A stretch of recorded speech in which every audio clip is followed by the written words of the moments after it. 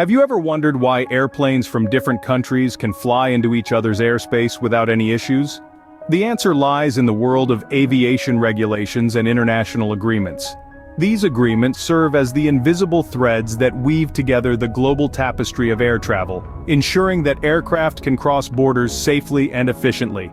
They're the backbone of our modern aviation system, a complex network that spans the globe and connects us all. It's a world governed by rules and standards, from air traffic rights and safety measures to economic regulations and airport operations. Without these agreements, the skies would be a lot less friendly, and international travel as we know it would be virtually impossible. So, let's delve into the fascinating journey of how these regulations and agreements have evolved over the years. Aviation as we know it would not be possible without laws and regulations, but when did these laws come into existence? Well, let's take a journey back in time to the early days of aviation. The skies were becoming a new frontier for exploration and innovation, but with this progress came a need for order and safety. This was a time when the Wright brothers had just made their first flight, and air travel was no longer a mere fantasy. As countries began to recognize the potential of this burgeoning industry, they also realized the necessity for a system of laws to govern it. Enter the Paris Convention of 1919, one of the first international regulatory regimes. This convention marked the birth of aviation law, setting the stage for how air travel would be regulated. The Paris Convention was a groundbreaking agreement, addressing key issues such as air sovereignty, establishing the principle that each country has complete and exclusive sovereignty over the airspace above its territory. It also introduced provisions for aircraft registration and safety, effectively setting the groundwork for the international rules that govern aviation today. But that's not all. The Paris Convention also saw the creation of the International Commission for Air Navigation, or ICANN, an early precursor to today's International Civil Aviation Organization. ICANN was responsible for implementing the regulations set out in the Paris Convention, ensuring that they were followed by all participating nations. Thus, the Paris Convention of 1919 brought a semblance of order to the skies, setting the stage for the growth and development of the aviation industry. But this was just the beginning. The world of aviation was on the brink of a major transformation, one that would redefine air travel and further shape the laws that govern it. The Paris Convention laid the foundation for aviation law, but the real game-changer was yet to come: the Chicago Convention. The year 1944 marked a significant turning point in aviation law with the Chicago Convention. This landmark agreement was more than just a meeting of minds. It was the foundation upon which the modern aviation industry was built. Imagine a world where each nation had its own rules and standards for air travel. Chaos, right? That's where the Chicago Convention stepped in. It established core principles that allowed international transport by air, making it possible for aircraft to traverse the globe in a safe and orderly manner. These principles became the bedrock of global aviation, guiding how we fly, where we fly, and even who gets to fly. But the Chicago Convention didn't stop at setting principles. It also gave birth to an organization that would become instrumental in shaping the aviation landscape: the International Civil Aviation Organization, or the ICAO. The ICAO was born out of the need for a global body that could ensure uniformity in civil aviation regulations, standards, and procedures. It was tasked with the monumental job of bringing order to the skies, a job it continues to perform to this day. The ICAO's role is vast and varied. It sets safety standards, manages the administration and governance of international air transport, and helps states achieve uniformity in civil aviation regulations. It also aids in the coordination and collaboration among nations, smoothing the way for international air travel. From air traffic control procedures to aircraft design and operation, the ICAO's influence can be seen in every aspect of the aviation world. In essence, the Chicago Convention and the ICAO were the architects of the aviation world as we know it. They brought order to the skies, created a framework for international cooperation, and laid the groundwork for the incredible growth and development of the aviation industry. The Chicago Convention and the ICAO revolutionized aviation law, but the story doesn't end there. World War II, a time of conflict and destruction, surprisingly led to significant advancements in aviation. The war demanded rapid development of aircraft technology, pushing boundaries and leading to innovation at an unprecedented rate.